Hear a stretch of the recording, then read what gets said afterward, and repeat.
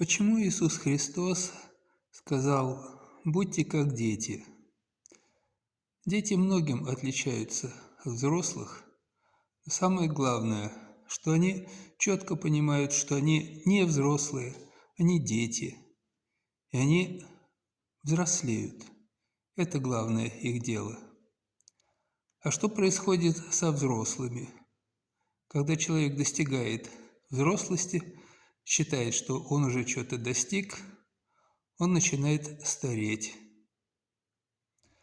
Но, увы, когда мы приходим к старости, человек начинает понимать, что он уже приближается к смерти и потихонечку умирает. Итак, суммируя, можно сказать, дети взрослеют, взрослые стареют, старые умирают. Итак, будьте как дети.